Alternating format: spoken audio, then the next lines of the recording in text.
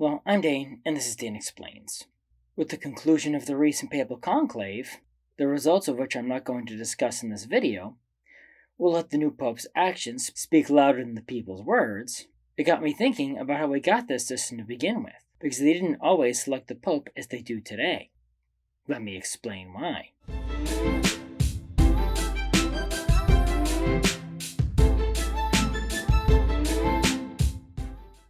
Please pray that the Holy Spirit guides the new pontiff.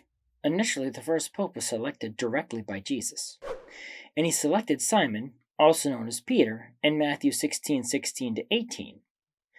Not only the head of the apostles, but the head of his church. Peter didn't start in Rome, of course, but after Jesus' ascension, he eventually traveled there and became the leader of the church in Rome. This is the reason why Rome is the head of the church, because the papal seat followed Peter there. With the exception of the Avignon papacy, which is a story for another video, the seat of Peter has remained there ever since. For half of the church's existence, until 1059 AD, popes were not selected by papal conclave. Initially, they were directly selected by the previous pope. Occasionally, a pope would meet an unfortunate, untimely end, or just be unable to communicate a successor in time. In that case, the clergy of the Diocese of Rome would select the next person to fill Peter's seat. As time went on, things got more and more complicated with popes sometimes even being selected by local secular leaders. Even when that wasn't the case, secular leaders would often step up to help mediate quibbles between factions in the church when they were having a difficulty selecting a pope. All the while, it was usually local people in the area, even sometimes including laypersons, who helped select the new pope. This process actually flipped around several times in the first 1,000 years of the church, the details of which could fill a library. This continued until Pope Nicholas II in 1059 AD. During that time, the popes were being directly appointed by the Holy Roman Emperor, because the previous 50 years had been such a mess when it came to papal succession. I've actually covered one of those cases in a previous video I did. Bonus points if you can guess which one. Anyway, after Pope Nicholas II was appointed, the Holy Roman Emperor died and was succeeded by a young boy. The East-West Schism also had just occurred a few years earlier.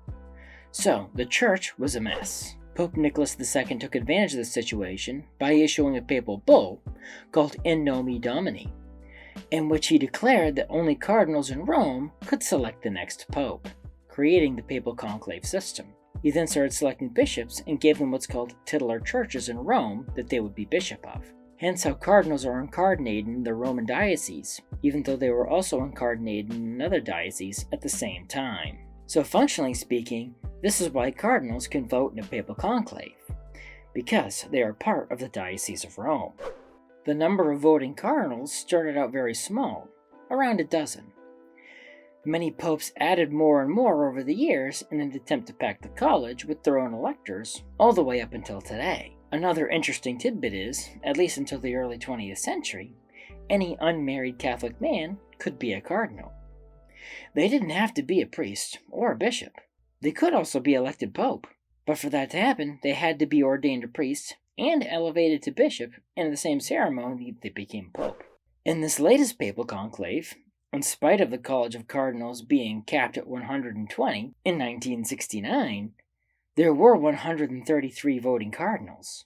It would actually be much higher if they didn't also cap the age of voting cardinals to 80 years old. There will no doubt be additional changes, since I don't think the number of cardinals can just keep increasing forever. But the current system the Church has for selecting the Pope is almost 1,000 years old, and changes a little with each successive Pope. Thank you for watching. If you like this video, and other topics ranging from theology to science, please press the like button.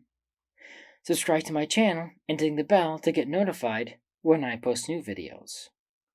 Also, please support me on Patreon to get extra content and special perks. Link in the description.